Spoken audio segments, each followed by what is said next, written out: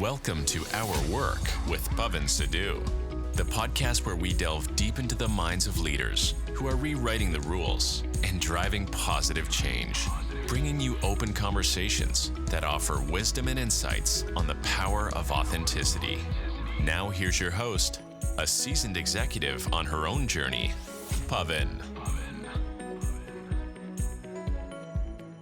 Welcome back to Our Work. So today I get to record another episode for my wellness series. And I realized that I kind of threw out the first episode of the wellness series, which is a little bit of a departure from some of my traditional business focused podcasts without really giving a lot of explanation beyond a couple of social media posts. So the wellness series for me has been over the last 20 years in business and doing the work that I've done. And I don't think this is unique to me, but I'm unique to me or the work that I've done, but I'm going to put that out there. I've realized that we get to this place in our life, or many of us get to this place in our life, that we're realizing that we're really not taking good care of ourselves. And when I say care of ourselves, wellness for me is really physical, mental, spiritual. There's so many different aspects of it. And in that first episode, I focused on physical health with Marie Robertson.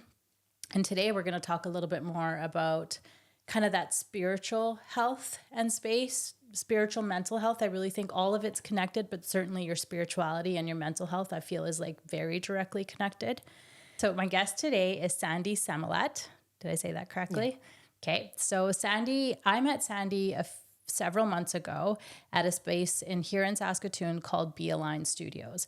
And it was one of those things that I was getting, everybody in my life was like, oh, you got to go check this out. You got to go get a treatment from Sandy. So I booked in and got in and had a very, very, let's call it an empowering experience. So I arrived there that day to get my massage with Sandy. And that is kind of what I was expecting was kind of to have a physical massage in a very connected space. The part that I was not really quite prepared for was how inspiring and deeply moving and what a spiritual experience it was. It felt like pure light to me, like truly just pure light. And through the massage, we kind of got into some of the work that I do. And I think this was before the podcast was even out, but I kind of asked you, what was the motivation for starting some of the businesses that you've started over the years? And I don't know if you remember your answer, Sandy, but you said to create a space to really give unconditional love. And I felt every bit of it when you said it. So I thought it was just like, yeah, in that moment, I was like, I need to talk to Sandy on my podcast. So, Sandy Semilet has many titles and practices many modalities. I'm going to summarize just a few of them, but you're a registered massage therapist, a holistic healer, a reflexologist, and practice many elements of what I would call TCM, or traditional Chinese medicine, cupping, gua sha, etc. Sandy has a story that is so inspiring and powerful and moving, and it just gives so much. It made me feel so much faith and hope and happiness, and I'm just so excited that you're here to share your story, Sandy. Thank you. I'm excited too. Yeah, awesome. So tell me a little bit about Be Aligned Studios, which is where you and I met. Mm-hmm. Well, Be Aligned Studios, how did it come about in Saskatoon? So I owned a business out in Kindersley for many years, a spa, and the plan was to eventually move it to Saskatoon. And so that's what my daughter, Misha, and I were kind of working towards, looking for a space. And then along came the thing that stopped the world, literally. And so in that 2 years, I had a lot of time to really think about it. And I came to the thought that I didn't want to own a business anymore. So I said to Misha, you open the business, I will work with you and I will support you. And so that's how it came about. Is we found a small space in a warehouse and opened it. And the main focus of Be Aligned Studio is no different than the spa that I used to own. It's all based on unconditional love, and that's what we wanted people to feel when they literally made their appointment, walked into the studio. And then we ended up being there for not even quite a year.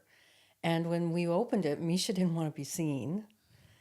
She decided that it was going to be by appointment only. And being the businesswoman I am, I was like, how the heck do you run a new business, by appointment only? And she was able to do it. And within under a year, it was time for us to move. And she actually found the space on Broadway.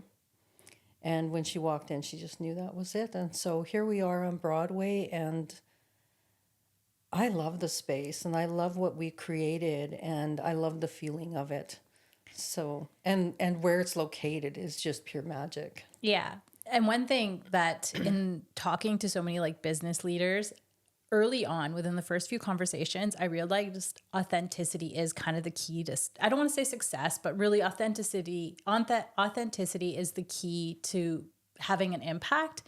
And walking into Be Aligned, from the decor, just like the vibe of the whole space, there's so much authenticity. Like I feel like I know you women and I've met you a handful of times kind of thing, right? Like it's the essence of who you are. Thank you. Yeah. I love that you're acknowledging that's what you feel, because that's definitely our target, to create that space. And, you know, somebody that doesn't know us can walk in there and feel that. That's beautiful. Yeah, awesome. Now, so your modality, we've kind of talked about like some of the tools that you use when clients or patients are coming in to see you. What are some of the other experiences available at Be Aligned? At Be Aligned, well, Misha's known for her facials, so the facial. And my oldest daughter now has also stepped up, and she's doing facials also, and Reiki.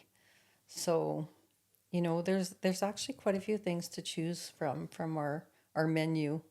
Yeah. If they want to go and check it out. Awesome. So I wanted, just because you shared so much of your story last time that you and I chatted, I did want to start by talking a little bit about the year that you've had, kind of starting early in January with the fairly sudden loss of your husband, Mike. Mm-hmm. So January 9th was the date, actually, and I remember it like it was yesterday. And we were at the studio, all three of us, and my first client of the day, we had this conversation about, you know, what 2024 was going to be. And I said to him, 2024 is the year of creating everything you ever wanted to create. It's going to be magical. It's going to be like everything that's needed is going to show up for you. And literally, I finished his session. And I come out and Sage was on the phone. First, I noticed on my phone there was a couple phone calls from where my husband was working. And I never called back right away. And then I came to the front and Sage was on the phone. And just from the conversation, I was like, what is going on? And so she handed me the phone. And the phone call was actually his boss telling me that there's been an accident, that they know nothing, that she will let us know as soon as she finds out. Nobody's answering their phone wherever he was located. And so literally it was an hour, just over an hour of pacing. And the amazing thing is I'm really, really connected to the other side, which my mom has crossed over. So I actually went and sat in my treatment room and I called my mom in and I said to her, is Mike okay? And she told me he wasn't. And I didn't want to know anymore. So I just left it at that. And then the phone call came in that they let us know that he actually passed away at work, which was like, literally, I believe I went into shock, because I can remember running to my treatment room and just literally losing my head. Mm-hmm. Like I threw my pillow off the bed, I tore my bed apart, and I just literally lost it. I couldn't believe it, you know, that right. In my mind, and as we'd have conversations, Mike and I, it was always going to be me to go first. Mm-hmm. He would go after me. So it's been a year of grief. And, you know, when I think about the grief and all the places that myself and my daughters went in that space of grief, all the highs, all the lows. And I think the greatest thing I learned out of that is we can sit in the grief for, you know, months and years. And it literally is a choice. As crazy as it sounds, It is a choice. And I'm so grateful for the tools that I've had along this journey that we, my daughters and I, chose not to sit in it. And literally, we gave ourselves a week and we all went back to work. We went back to the studio. And I think that's one of the greatest things that really supported us through this journey was being able to be in service. And even though we were in our own stages of grief, we were still able to show up and give to our clients and the people that came into the space. And, I'm not going to say it's easy because it's not easy. You have times where you go really, really deep and you really ask the questions, the whys. And I believe that, as crazy as this sounds, he literally knew that he was going just from some of the things that he did for us. Like one thing, we never bought Christmas presents anymore for each other. And that's one of the things, he bought us all Christmas presents. When he would get ready to go away, he would never let the girls load his truck up. And he let the girls load his truck up. All the little signs that make sense. And then also for our own journey, myself, Misha, and Sage, I believe we needed to make a deeper connection for the work that we're actually going to and we're already doing for the universe that is much more than what we're already doing. And we needed to really make this deep, deep connection. And I call it the triangle because it's the three of us that literally came together. And I was showing the triangle years ago that eventually we would come together. But I really believe that for some reason, my husband was holding us back or me back from really stepping into that. And so that's where we are now. We're in this triangle of the connection that the three of us have made. It's like unexplainable. It's so beautiful. And I want to talk about the power of that triangle and the connection. I just want to go back to that choice for a moment, because I think so many people lose a loved one, which is a major trauma and a major life-changing loss. But I think some people lose a job. Some people had the unexpected heartbreak.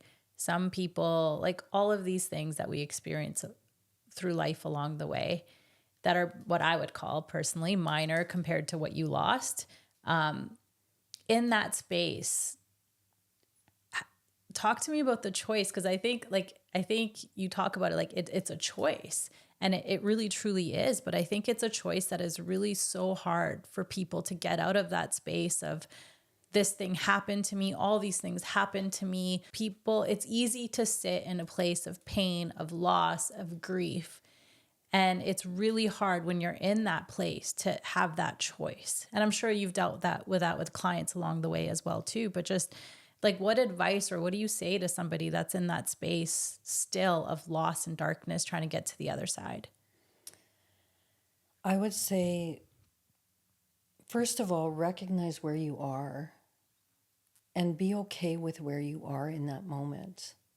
But also know that on the other side of all of this pain and grief and sadness, there's something magical over there. And as crazy as that sounds, there is. And so I would say start with some baby steps and start, maybe honoring that person, honoring all the good things that you had with the person, or even if it was a job, what did you learn out of this job that you lost, which is actually opening doors up for you to step into something more beautiful, more powerful. Maybe even something that you're going to love a lot more than you think that you actually already did. Yeah. Yeah. That's the thing. It's so powerful that you can see beyond that, beyond this moment, beyond the grief, beyond the loss today, already months after this thing has happened, to be able to see the hope, the other side of it, there is love, there is hope, there is happiness on the other side. Cause I do think for so many people you get stuck. And it's a very tough transition out of that space. Yeah, it is. So in terms of what's next in this triangle of mom and two daughters, this really powerful, deep, connected group of women, talk to me about the triangle. Well, the triangle literally was shown to me the time that I was thinking about moving my business to Saskatoon is when this triangle came. And I knew the triangle was myself and my girls. And so I don't know, the power of three, there's something about the power of three, right? And so doing the work in a power of three just brings in this frequency and this energy that I want to say it creates more ease when you have the support of, other like-minded people to build whatever it is we're going to build, to move forward to. Yeah. And it's work. It just doesn't happen. All three of us have to do the work, and we have to do the inner work to really allow that triangle to be completely formed and connect. And that's where we are right now. We're still doing the work. Still doing the work. I think everybody is still doing the work. And that's a theme that's come up as well throughout all these conversations is everybody either is or should be doing some level of the inner work, right? So I'm just imagining that a lot of the clients that you see are at some journey of their inner work. Yeah. Yeah. Yeah, definitely. Definitely. Is there some common themes that you're seeing whether it's a client coming in to be aligned or some of the other businesses you've had over the years, or it is, I know you do some coaching as well. Mm-hmm. Yeah. So maybe talk to me a little bit about the coaching that you do, and maybe we'll start there. Okay. With the coaching, one-on-one coaching is majority of the people that I work with are women. I've worked with a few men along the journey. And it can be like the self journey, it could be relationship, it could be business, or we bring all three in together.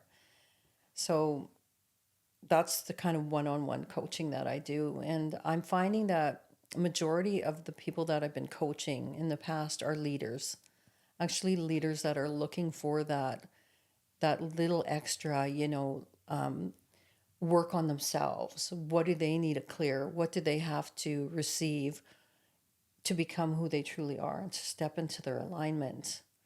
And it's such a beautiful thing to witness, as we start to do the work on themselves, it just becomes this beautiful ripple where the work on themselves becomes part of their business also, which is beautiful. Mm-hmm. And then it also extends out into relationship in their families. So it's like, I feel like it's almost like a full circle of coaching that they get to receive when they work with me. Yeah.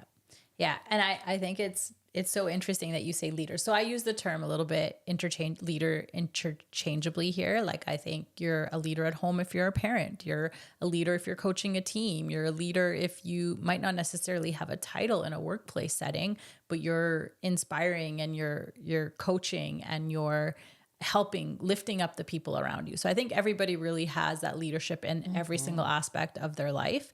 And I think what's been so interesting to me, and I haven't gotten as much into the spirituality stuff, in fairness, like this might be my second conversation on the topic, but I would say, because I'm more on the business leadership side of it, a lot of the people listening in and a lot of the people in my network are men that are executives, whether it's their own business or they're working at a business. But what's been so surprising to me is I felt like there's this there's like the business side and the corporate side, and it's all men and very masculine. And then there's a spirituality side, which is very feminine, and you don't mix the two. But since I've started to do this, so many of those men have spiritual leaders, are very connected, have mindfulness routines, have like so many leaders that from the outside looking in are very masculine, black and white, but they're so connected. Yeah. Yeah, totally. Do you see that as well in your clientele? I know you're coaching primarily women, but I do actually see that in my clientele, and even with the women, especially, I'm going to say more women that are in business. And I mean, it could be every leader, but what I find is they lead with their male side. And, yes. So pushing it forward, making it happen, it's always that like almost force. And then in coaching, when we can bring that feminine and male together, like even in a man, like you want to bring that together, your whole business changes. Yeah. You start to see life in a different way. You start to see business in a different way. You start to create and invite new, more like-minded people into your business. Yeah. Yeah. And I think for me, and I'm wondering if you see this as well, I think the biggest learning lesson, because I was 100%, I also work in a male dominant industry. I think a lot of women do, but I think for me, the biggest, in order for me to really kind of be able to do good work, I had to be very like in my masculine. I had to be very decisive, which I kind of naturally am already, which the two lean in together. Very decisive, very results driven. There wasn't a lot of space or time to just be and receive and draw in and all those things that I would have now understand are more feminine traits. And I think the single biggest thing that had an impact for me is to do exactly that, which is not to force it to be done. If it's not happening and it's like round peg, square hole, like if it's not going to slide right in and fit, whether it's a project, it's somebody on the team, whether it's anything really, initiatives, if it's not just going to flow, what would happen if we just let it go? But the way that traditional corporate environments are structured right now is there is no space to really just let it go. Like it's so results driven, which it needs to be to a point, because let's face it, you're competing for money. But like, I wonder, I felt like the minute I let go of that, it flowed better and I got better results. Yeah, totally. Yeah. And is that just like I put it in practice so I can like intellectualize it, but I don't fully understand why that happens that way. Why when you let go, it all kind of works out anyways. I feel like it's because you actually become into the alignment of who you truly be.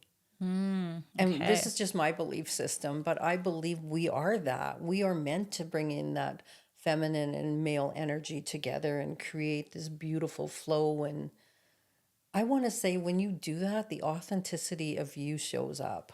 Yeah. Yeah. I love that. Okay. And so, yeah, it's all these key themes that just like keep coming up and keep being reinforced. And I really like that.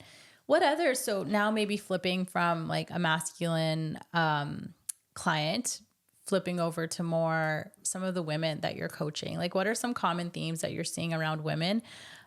So far in this wellness conversations that I've already had, a big key theme that keeps coming up is that women are, previously I thought women are conditioned to give to everybody else before themselves, before looking after themselves. But I'm starting to realize it's not conditioning. It's almost just innately in who we are. Totally. I totally believe that fully. And that is definitely one of the first things that we start working on when I work one-on-one with clients is, well, even some of my clients on the table, it's like, do you celebrate yourself? Do you ever celebrate your wins? Do you ever celebrate what you're good at? Do you ever celebrate that you're an amazing mom? Celebration is so important. And that's definitely one of the biggest things is for us to start celebrating ourselves.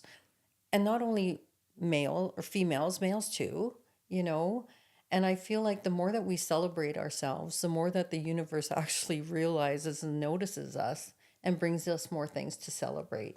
Mm-hmm. And celebrating our bodies. Like, do you celebrate your body? Do you support your body? Do you love your body?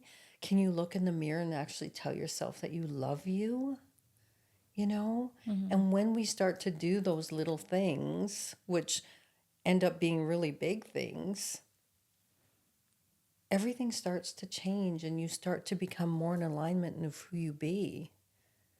And when you're in alignment of who you it brings more ease into your life. And you're the ripple. You're the ripple. You're the ripple. That ease becomes that ripple and other people get to see that in you and they want it. And yet they don't even know what it is they want from you, but they want this light that was all of a sudden shown up because you started to recognize the beauty and the truth of who you be. And I think that goes back to what we talked about before the microphones went on. It is so easy, but we make it so hard. Yeah. Like we're talking about, you don't have to make it happen. You just have to be and it will happen.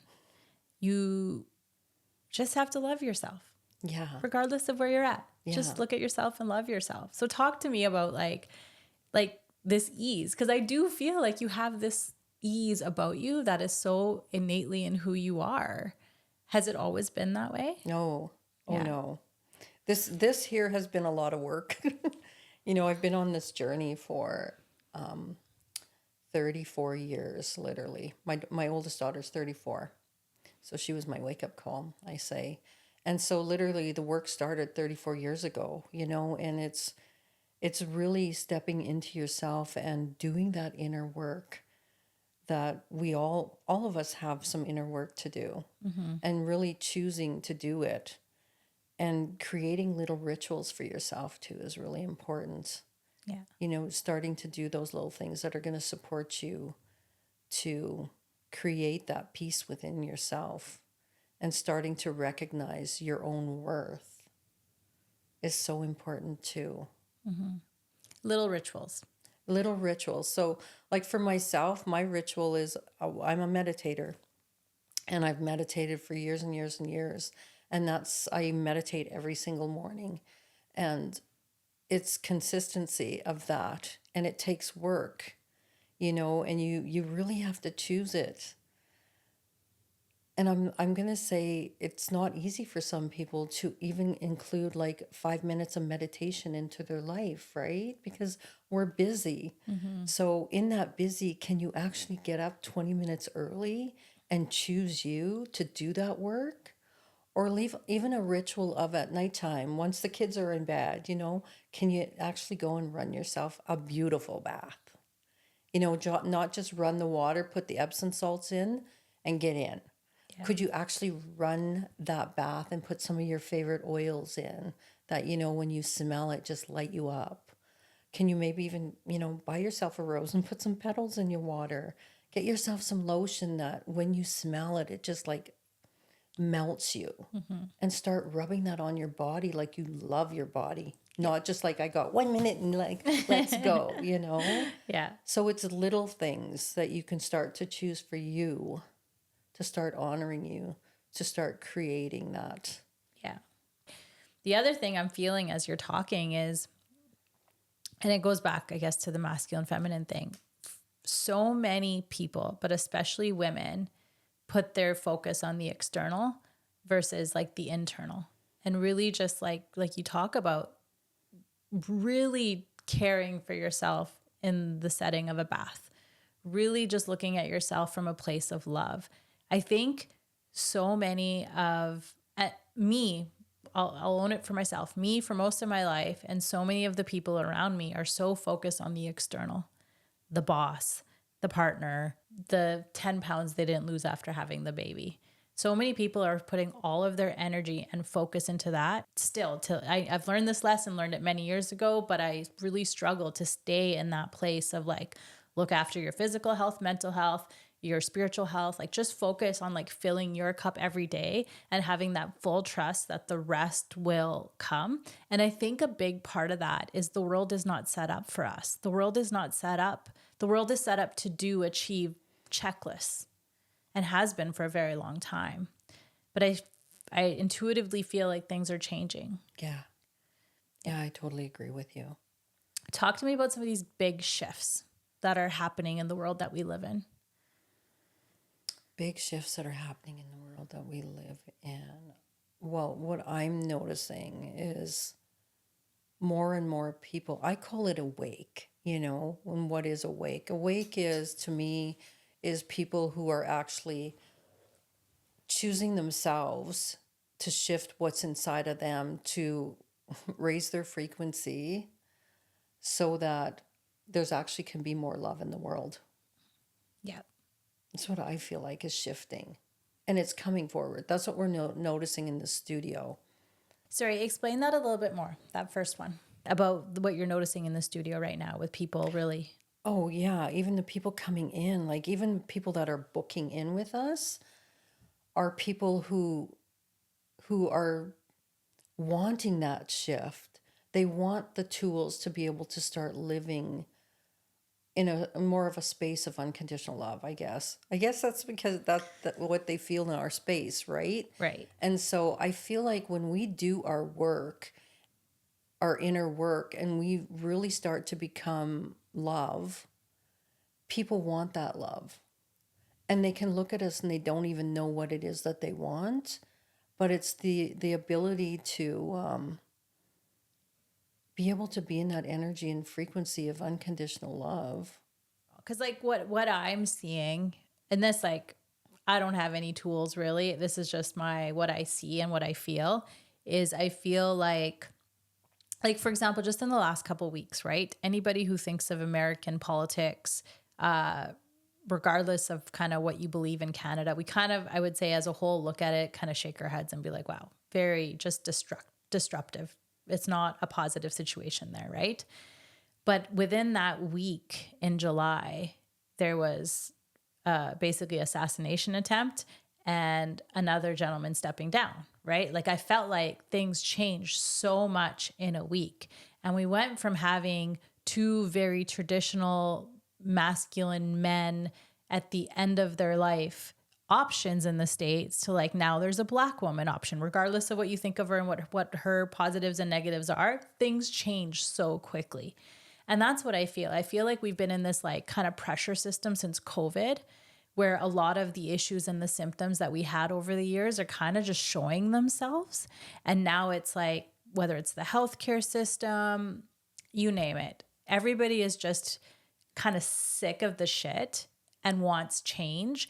And it's happening in like fast, quick ways. It's kind of what I feel from the outside looking in. Yeah, I totally agree with that. And energetically, when I tap into the energy of, well, the universe, it's like, this is just my feeling. I feel like the frequency in the universe is becoming really, really high. And the more awake or the more people start to choose to do that inner work, the higher the frequency comes and the more ease we actually have, and change can happen like that. Yeah, it's fast all of a sudden. Yeah. It's fast all of a sudden. You know, like this is just a little example, but there's some stuff that I need to finish up on with my husband passing, like paperwork stuff. And I need to connect with a certain person. And so I literally was thinking, this was Sunday, I need to connect with this person and get this work done. And literally Monday morning, I got a message from her. You know, and that's just like, I believe that that's the frequency on even myself doing the inner work. So therefore my frequency is a little bit higher because I'm choosing to do the work, that when I totally think of things, like really think about them and believe it, it can happen like that. Yeah. And our world's becoming that. Fast. Yeah. And it could be good, bad, or ugly too. Right. Yeah. Yeah. Talk to me about that. The good, bad, or ugly, I'm a full believer is our thoughts create our reality. And you know what? You don't even have to say it. All you have to do is be thinking it. Mm-hmm. And God, the universe, whatever it is you believe in, hears those thoughts and brings it to you. Yeah. So if you're thinking that, oh my God, my body's so sore, I'm in pain, the universe says to you, or God says to you, like, oh, she loves pain, let's bring her some more pain. You know, and so our bodies feel worse. Yes. Or whatever it is that you're creating in your life. Either you can create more happy or you can create more sadness and pain. Watch your thoughts, people. Totally. Watch the stuff you tell yourself. Yeah. Yeah. So like you and I, because I feel like you're 34 years into your journey, I would say I'm maybe 5, something like that, into that inner work piece. For people just getting started, people that are hearing this, that are thinking like, I'm sick of my experience of being me, and I need to do this, but I just like don't even know where to start. You talked about meditation for you has been a really good tool, but like, what do you say to the 45-year-old male executive or the 35-year-old woman who has just been killing herself at a job and raising children? What do you say to these people that are just sick of what they're feeling and experiencing and want to start that inner work journey? Like, where do you even start? So one of my clients, I've worked with her for just over 2 years. And when she first came to me, she actually came for a service at the studio. And the first thing I said to her is, start your day with gratitude and go to bed with gratitude. And she looked at me and she goes, that's it? And I'm like, yes. Do this for a week. And when we chat again, let's just see what's changed in your life.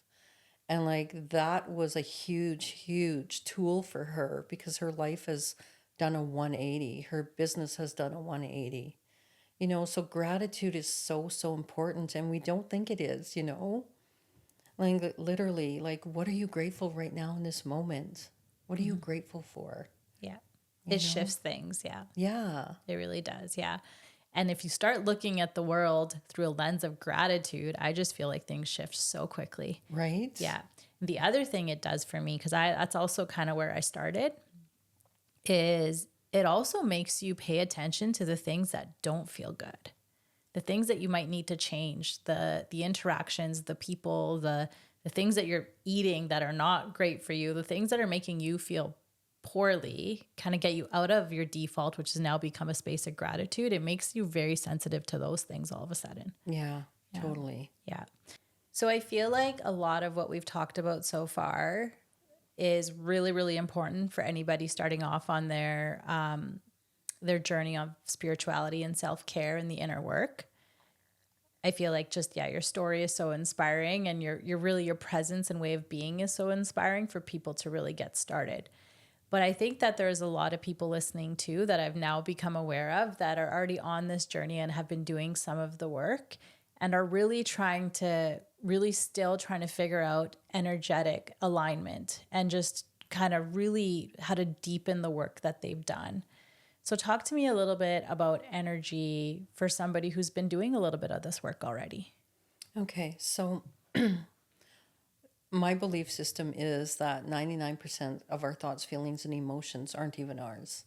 And so, like, and I tell my clients and people that come into the studio the same thing. And the example would be is you get up one day and you feel really great, and say you go to work and you're having a great day, and then somebody shows up and they're like not happy, feeling cranky or whatever, and you're in their energy, in their space, and then you leave and all of a sudden you feel the same way. So that is right there, like that is not even yours to carry. So if energy is energy, that energy has literally clinged on to you and has begun to make you feel the same way. And so, if 99% of our thoughts, feelings, and emotions aren't ours and we're picking it up from wherever, one of the simplest tools I would say is return to sender with consciousness. Like, if it's not your energy to carry, just return it back from wherever it came from. And you don't even have to know where it came from, just return it back. Another good tool would be interesting point of view. They have that point of view. If you're standing in a space and there's conversation going on and in your head the conversation is bullshit or whatever, but you need to listen to it, you can just say in your head, interesting point of view. They have that point of view. You don't even have to say it out loud. And what it does is it releases it from your subconscious mind so you don't have to carry it anymore. Oh, I like that. Like simple little tools. And the other tool is literally brush the energy off you. And I like to make it really simple. And I say it's just like having a lint roller and you roll it off you. It's not yours to carry. You don't have to carry it for anybody. It's heaviness, it's sadness, And the last tool about energy, I would say, is call your energy home. Mm-hmm. So if we're all energy, people can actually take pieces of our energy. So here you are, you're this beautiful light beam, and you show up in this space, and there's, people notice you and they want something from you, but they don't even know what it is. Energetically, they're taking pieces of your own energy. And so call your energy home every day. Call your energy home from all the places that you've given it away. Because when we're feeling sad for somebody or we have empathy for somebody, we're actually giving them our energy. So call your energy home from all the places that you've given your energy away. Call your energy home from all the places that people have taken pieces of your energy and you not even knowing that they're taking it. Yeah. So calling yourself home every day, brush yourself off, and know that 99% of your thoughts, feelings, and emotions aren't even yours. Just have the awareness of that. Yeah. Yeah. I tried that, by the way, because last time you told me about brushing your energy off, and I was in a meeting recently, and it was a lot of opinions, a lot of back and forth, and quite frankly, a lot of things that I'm like, this just doesn't make sense to me. And I left that meeting just kind of feeling a little bit dragged down. And I just stood up, kind of brushed myself off, like you said, with a pretend lint roller. And I was like, okay, cool. I was just able, it was just the physical act also that just made me kind of shake it off a little bit. Yeah. Yeah. So I talked to your daughter about this briefly. Like, I'm lucky enough that I get to mold this little girl. I have almost 4-year-old little girl. And none of us really, maybe you, I don't know. Did you have a connected mother did you learn these tools in your childhood? No. No. Okay. I had a great mom, Yes. but not spiritually awake. She was Catholic. Catholic. Yeah. Yeah. Okay. And similar, right? Like, I grew up with faith, with Yes. religion, but not spiritual energetic tools. But I really want my daughter, like, I don't want my daughter to get to 30, realize that life is not working, and then have to learn about herself. I'm trying to give her the tools now that are very foundational to kind of have that at her disposal to the level that she wants to show up at whatever age she might be.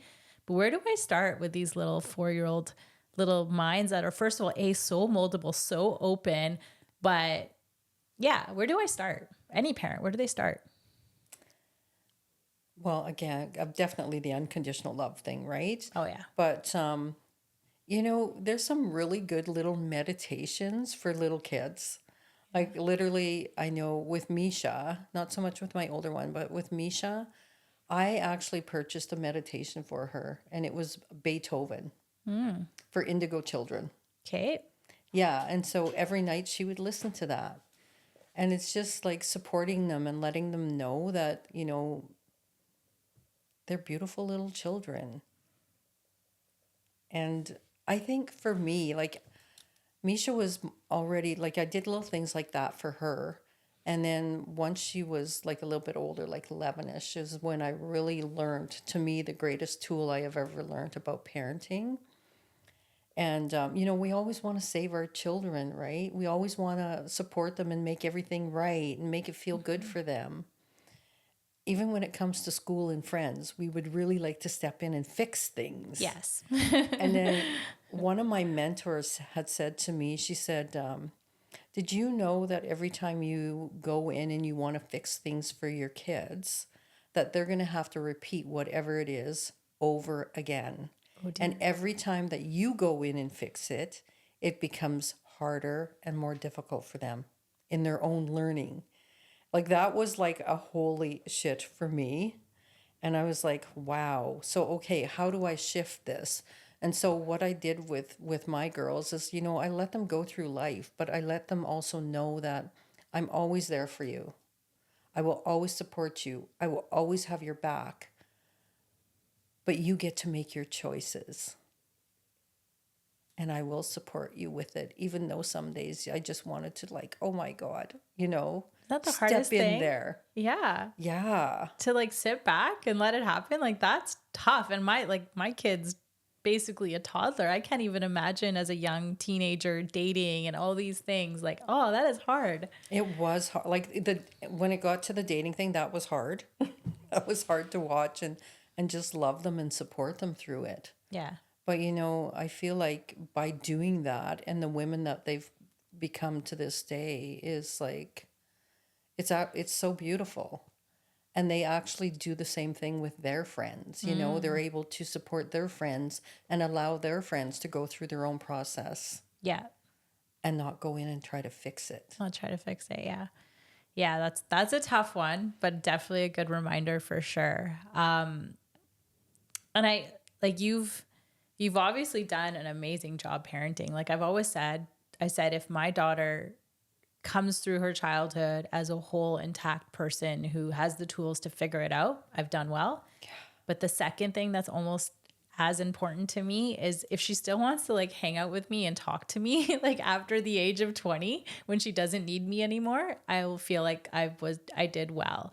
And your girls like hang out with you, work with you, like you three are so connected. Like you've obviously kept that relationship so intact and powerful. Yeah, it's beautiful.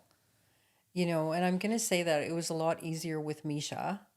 Like, we were a lot more connected, and Sage was my biggest teacher. I feel as a child, she tested me on all levels. And so it has taken a lot of work for us to form the triangle, and share all of our things with Sage. that we formed, and it's just so beautiful because we do hang out together. And I honestly don't know another family that works together and then go home and still hang out together and have meals together after work. It's absolutely beautiful, and I think that's one of the things is allowing them to still be who they be, through the whole process. Yeah, you should be very proud. Thank you. Yeah. What was it about Sage when you say that she was your biggest lesson? Because I might feel like my first is I'm learning some lessons, but yeah, talk to me about that. Well, one of the greatest things is as Sage, Sage thought I was crazy. Okay. Yeah, she thought, this spiritual it was weird, it was wacky, it was maybe even witchy. And so she would literally test me on everything. And she just didn't want to do the work for years and years and years. Like right until, I'm going to say probably 5 years is when she finally chose. Like 5 years ago? Or Yeah, no, okay. 5 years ago. Like she, she didn't really have a choice to have pieces of it with her, right? Because that's how I lived. Right. And Misha lived, and actually Mike lived very similar too. Otherwise we wouldn't have been together. But, it was a journey for Sage. She wow. She would get mad at me. Like she would yell at me, it was like, she was my greatest test, and I'm really grateful for that because it really taught me patience, and learning and seeing her go through what she would go through, and even the ways that she might look at me or some of the things she would say to me, and be able to step away from it and be okay with it and not take it on full-heartedly or being pissed off at her. Right. And understanding this is her process. When the time is right, she'll come along. I prayed for it all the time. And here she is, Yeah. Was there a catalyst in her life that made her open to it? Or what was it at that 29 years of age that she's like, wait a second? Or was it just time? Actually, I'm going to say it was a little bit longer because Sage has a little boy also. And he's 7. So I'm going to say, and she became a single mom shortly after she had him. And so that's probably when it started to click a little bit with her, and she started to, bring some of the tools into her life. So that was probably when she started to do the work. This motherhood thing shakes us all. Totally. Yeah. It really is the catalyst for so much change. Yeah. Yeah. And the beautiful thing is her little boy gets to have all these tools too now, because she's been really, really stepped into it 5 years ago. 5 years ago, yeah.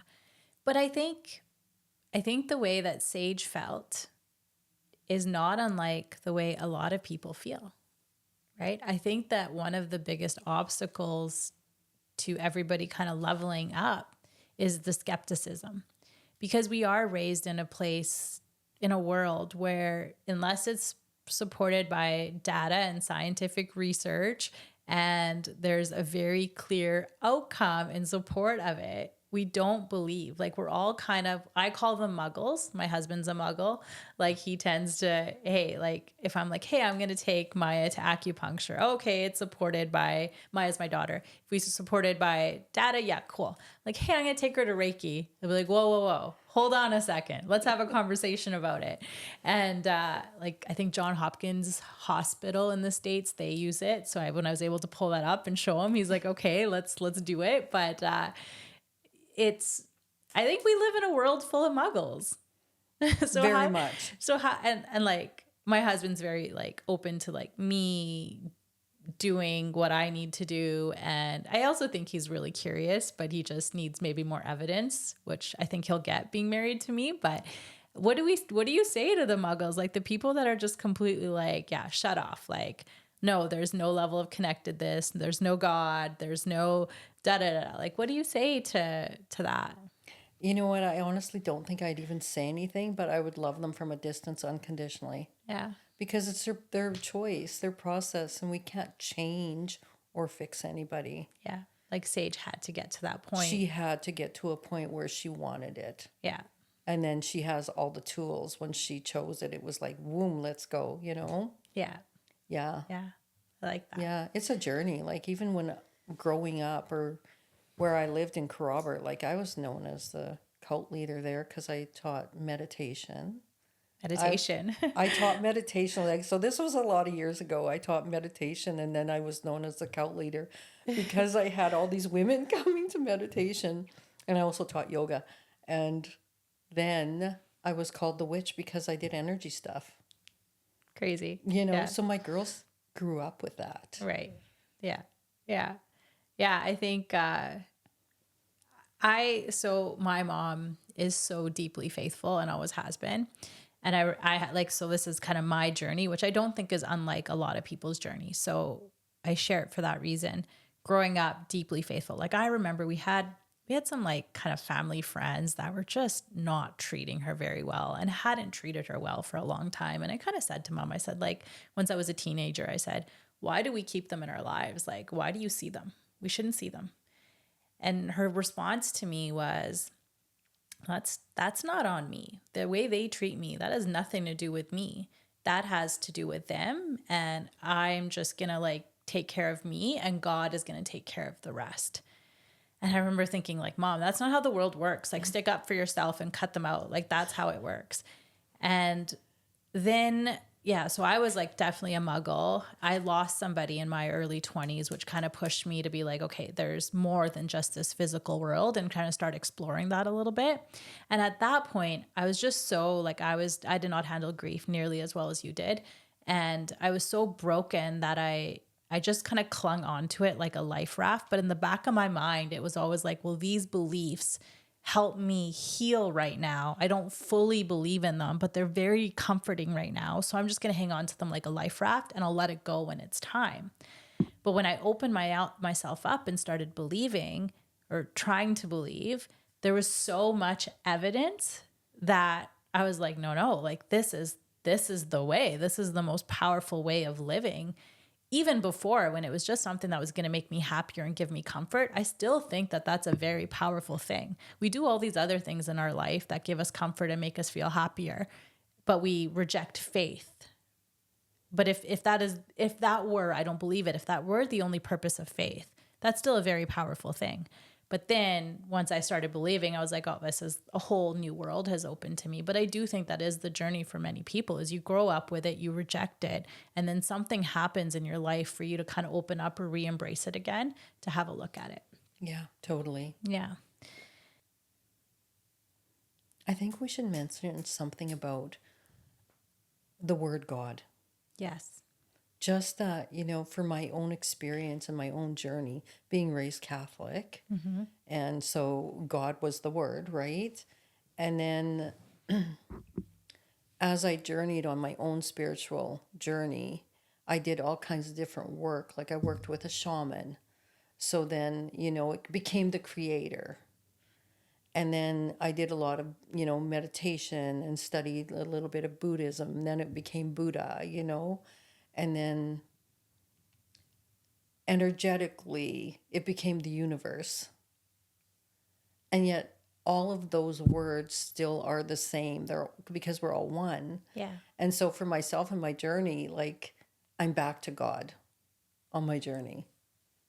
You know, so I think it's really interesting that it literally is just a word, and it's how it makes us feel. Yeah. Yeah, that is so great to hear, because I feel like for me, yes, it keeps changing.